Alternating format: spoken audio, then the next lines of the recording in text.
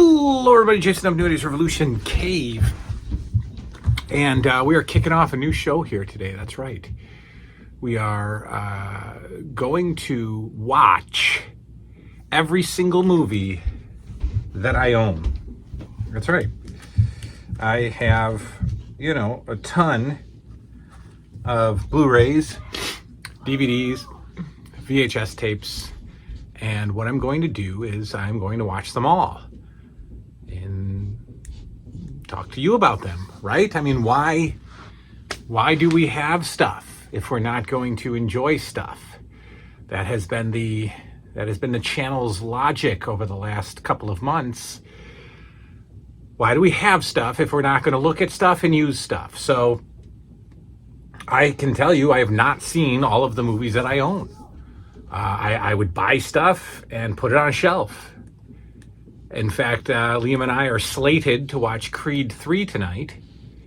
Doesn't even have the wrapper off of it. It's still in the cellophane. So that's just not going to fly. I don't like that, especially as, years go on and time goes on and time is not endless. So let's get some stuff done here. Well, all of my movies are in alphabetical order, except for a few exceptions.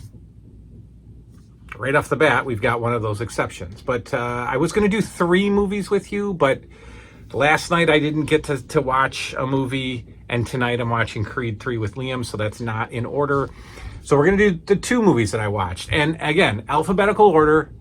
Don't care if I'm interested in it or not. It's coming off the shelf, and I'm going to watch it. I'm going to give movies a first-time watch. I'm going to give movies a 12th time watch, a 20th time watch, and I'm hopefully going to find some things that I didn't know that I liked. That's the hope. That's the plan. So let's start things off. I have 2 shelves upstairs. One is all horror. The other one is everything else. So I'm going to watch one from each, every other night. So, I started with a non-horror, and then the next night I watched a horror. I have been watching these movies straight through. I am not stopping them. I'm not watching them over the course of 2 or 3 days. I am watching them in one night because that's how you maximize the movie. Oftentimes I will start a movie, plan on finishing it tomorrow night. I don't finish it tomorrow night. I got to finish it the next night. I only watch a half hour of it the next night. And then 2 days later, 3 days later, 5 days later, I'm finishing the movie. And I'm like, I don't even remember what's going on. So I don't want to do that anymore. The first movie that I started with, the very first movie in my collection, Above the Law with Steven Seagal. And this is one of those exceptions. It's a 3-movie pack. And the next 2 movies are Under Siege and Under Siege 2. Now, I could just say, well, I'm going to save these for the U's, but I'm not going to remember. I'm not going to remember when it comes time for the U's to pull Under Siege back out of the A's. So I'm going to watch Under Siege and Under Siege 2 as a part of the A, the Above the Law. So I watched Above the Law 2 nights ago, 3 nights ago, whatever. Watched it in its entirety, and it's not my favorite Seagal movie. Hard to Kill is my favorite Seagal movie, which I don't own.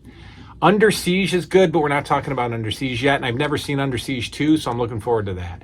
But Above the Law is Steven Seagal's first movie, and it's okay. He and his partner Pam Grier are police officers, and they're investigating, some drug stuff, and they uncover a little bit more is going on with the drug stuff, that some people are involved with the drug stuff that shouldn't be involved, right? They uncover some things.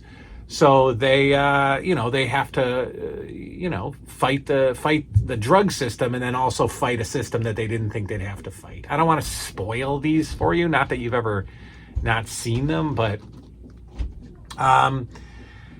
look, okay. So Steven Seagal has a special place in my heart for a couple of reasons. Well, one reason.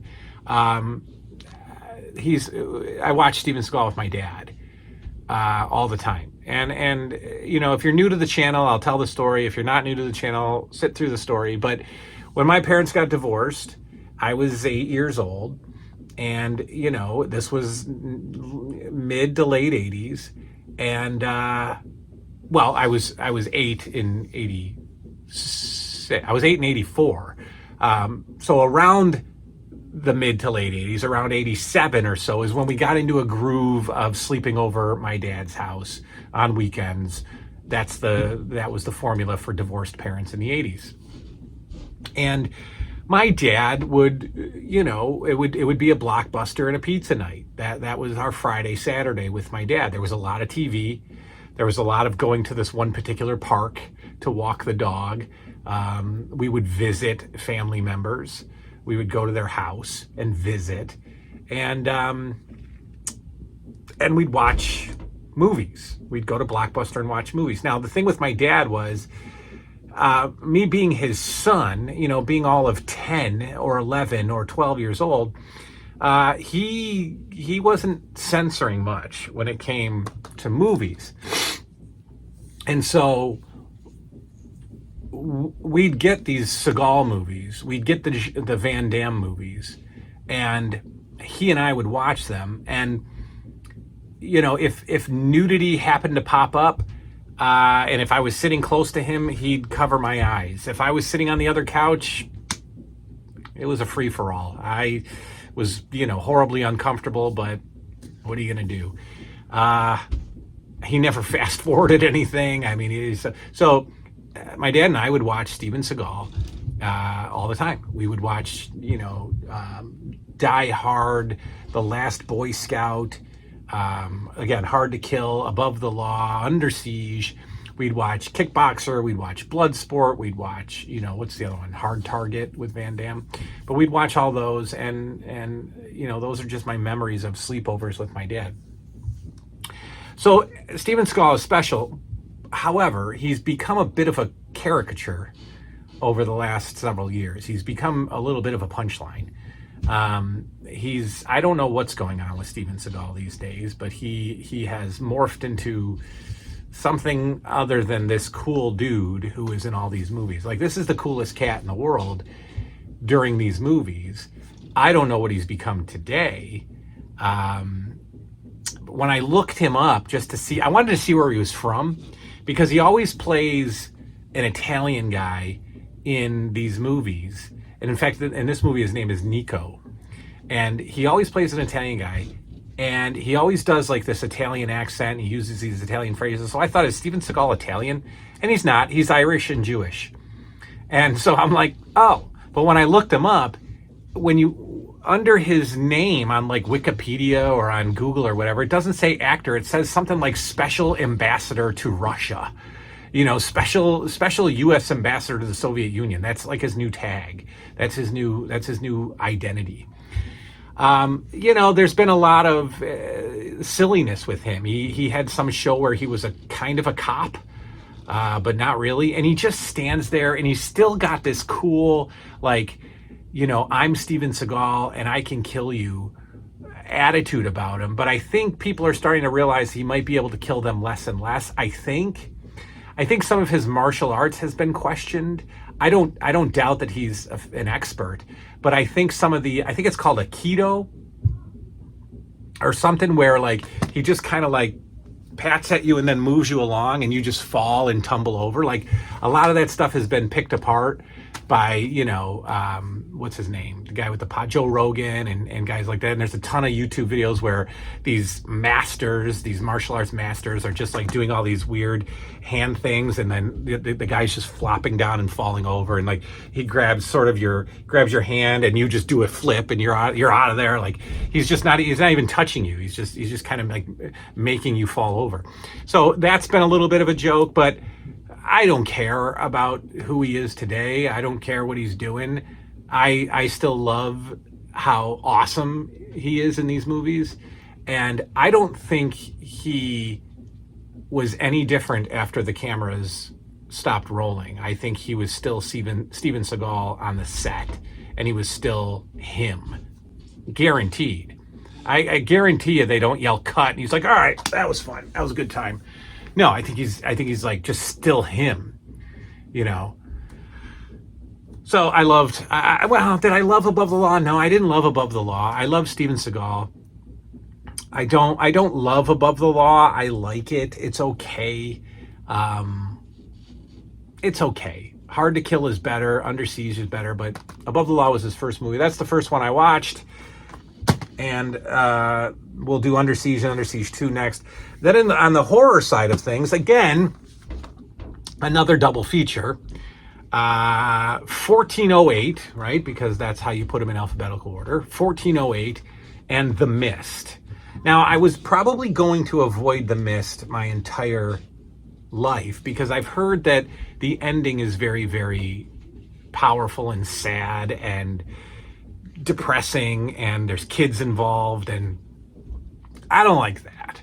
Ever since having kids, I don't need to see kids in trouble in movies, crying and screaming and begging. I can't stand that. So I will watch The Mist, only because I kind of know how it ends, and so I'm bracing for it, I guess. But I watched 1408, and 1408 is probably in my top 20 horror movies, and I'll gladly watch it again, straight through, like I did. John Cusack is Mike Enslin is his character. He's a writer. He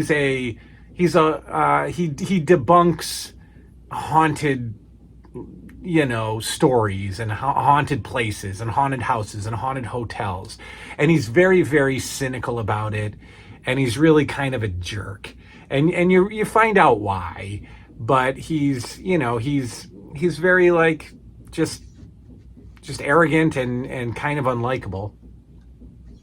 And so he is going to investigate this hotel that is notorious for the room 1408. And what's the name of the hotel? The Dolphin Hotel. Samuel L. Jackson is the manager of the Dolphin, and Samuel L. Jackson kind of goes out of his way to beg John Cusack not to stay in the room. He offers him a bunch of stuff. Don't stay in the room. He tells the stories of the tens, 20, 30, 40, 50 people who have died in that room over the last several decades. He's got the photos of the deaths, the suicides, so many suicides, and, the room is just no good. And, John Cusack goes, I'm staying in the room.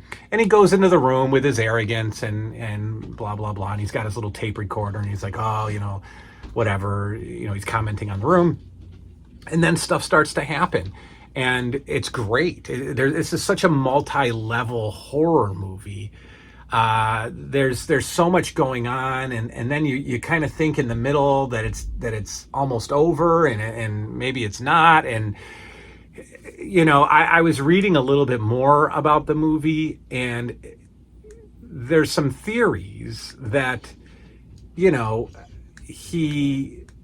okay, so here's some spoilers. Ready? I'll give you 10 seconds to turn off the video. Here's some spoilers. The first couple of scenes in the movie, he's surfing, and he gets pulled under by a wave, and the next thing you see is he's laying on the beach, and then he coughs up some water and he comes to. You don't know how he got there. He's certainly not going to wash up on shore like that.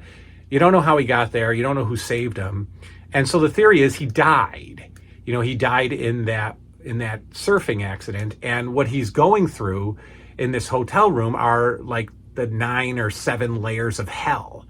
But then you're wondering, well, why is Mike Enslin in hell? Why did he go to hell? But, what happened when he's in that room, the room completely consumes him and removes him from, Earth, just removes him from reality, and there's no more outside world. There's no more outside. You'll see that in the movie. It's just wild and it's creepy. And the way he tries to get out of this room and it's really good. And so you wonder who Samuel, is Samuel L. Jackson a devil? I don't know. I like it. I don't think I need to know, I guess, what's going on with the movie, but it's really good. It's just a good movie. It's just another one. I really like simple, haunted hotels, haunted houses, ghost hunter movies. I like that stuff, right? So 1408 went down. Above the Law went down. My kid is up with me tonight, so I'm not going to do anything tonight. Tomorrow night is Nup All Night.